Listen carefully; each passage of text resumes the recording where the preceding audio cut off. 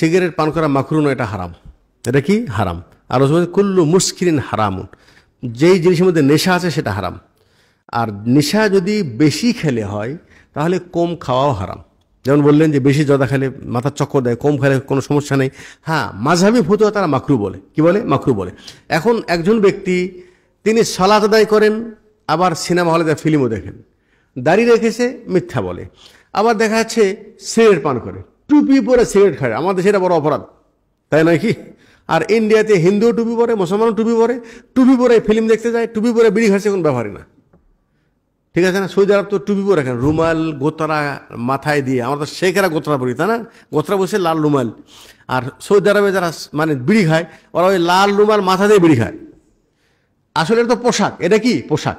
আচ্ছা শোনেন, একজন ব্যক্তি নামাজি যদি বিড়ি খায়, আমরা তাকে বলবো তুমি নামাজ ছেড়ো না, বিড়ি খাওয়া ছেড়ে দাও। কিন্তু আপনি যদি বলেন এই তুই নামাজ পড়ে বিড়ি খাস কেন, ও কিন্তু ওই রকম ধমকি দিলে লাস্টে নামাজ ছেড়ে দেবে, কিন্তু বিড়ি ছাড়বে না। আমার কথা বুঝে আসছে ভাই? সবাই বোঝেননি, এটা আমার সাথে থাকেন।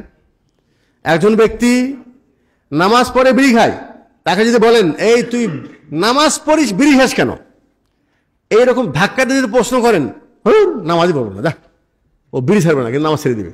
তাকে বলেন ভাই তুমি একটা নামাজি ব্যক্তি, মাশাআল্লাহ, হ্যাঁ তো নামাজ পড়তেছো। রসুল বলছেন কাঁচা পেঁয়াজ রসুনকে মসজিদে এসো না, এর দ্বারা ফেরেশতা কষ্ট পায়, মানুষও কষ্ট পায়। রসুল বলছেন যে কাঁচা রসুন পেঁয়াজ খেয়েছে সে ফাল্লিয়া তাজিল না ওয়ালিয়া তাজিল মুসাল্লা না, ও আমার কাছে যেন না আসে, কোনো মুসল্লির কাছেই যেন না আসে। দেখছেন কত বড় ধমকি দিয়েছে। কাঁচা পেঁয়াজের দুর্গন্ধ চাইতে বিড়ির দুর্গন্ধ কি খারাপ না ভালো? বেশি বেশি খারাপ না? তাহলে ওই বিড়ি খেয়ে সালাত পড়লে আপনার কাছে তো রহমতে ফেরেশতা আসবে না। ঠিক আছে? এজন্য ওই ব্যক্তিকে বুঝাতে হবে, তার হেদায়েতের জন্য দোয়া করতে হবে, ভাই তুমি এটা ছেড়ে দাও।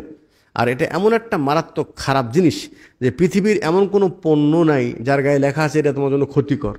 ওই বিড়ির গায়ে লেখা আছে এটা স্বাস্থ্যের জন্য ক্ষতিকর, লেখার পরেও কোম্পানি বলে দিয়েছে, আমার কোনো দোষ নাই। কিয়ামতের দিন যদি বিড়ি ধরে তো বিড়ি বানায় না, বলছে আমি লিখে দিয়েছি গায়ে, তারপরে খাইছি। ইবলিসের মতো। ইবলিস যখন শয়তান যখন জাহান্নামে ইবলিসকেও দিবে মানুষকে দিবে, তখন বলছেন ওয়াকালা শাইতানু লাম্মা কুদিয়াল আমর ইন্নাল্লাহা ওয়াদাকুম ওয়াদাল হাক্কি ওয়া ওয়া'আদতুকুম ফাআখলাফতুকুম। সবাই যে দরবার করবে, শয়তানকে ধরবে, এই তোর কারণে জাহান্নামে আসছি। শয়তান বলবে তুই কি আমাকে দেখেছিলি? তোর কাছে রসুল আসছে, কিতাব আসছে, তোকে ডেকেছে, তুই তো তার কান শুনিস নাই। শোন, আল্লাহর ওয়াদা ছিল সত্য, আমার ওয়াদা ছিল ধোঁকা, মিথ্যা। অতএব আজকে তোর ঠিকানা যেখানে, আমার ঠিকানা ওখানে, যত কিছুই বল, বের হওয়ার কোনো পথ নেই।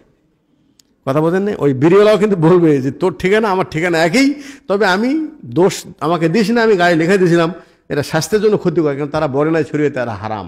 আর যারা মাযহাবী হুজুররা যে মাকরুহ বলে মানুষকে এই বিষয়টাকে মানে দুর্বল করে তাদেরকে যে খাওয়ার সুযোগ দিয়ে দিছে, আর যে হুজুরেরা পানির মধ্যে জর্দা খায়, এটা আবার কোন হালাল না হারাম? এটা নাকি এটা মাকরুহ? ওরা এটা মাকরুহ বলে না।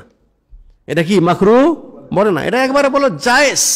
আরে বাবা, যেই তাম্বাকু দিয়ে ওই জর্দা খাচ্ছ, ওই একই তাম্বাকু তো বিড়ির মধ্যে দেওয়া কেন হারাম, তো ওটা মাকরুহ হচ্ছে, এটা মাকরুহ হবে না কেন? তার মানে এটাও খায়, এই জন্য ওজন এটা হালাল। কথা বলেন নেই তো? যেই জিনিস মধ্যে নেশা আছে ওটা হুজুর কেন, হারামের ইমাম খাক, যেই খাক না কেন, হারাম হারাম।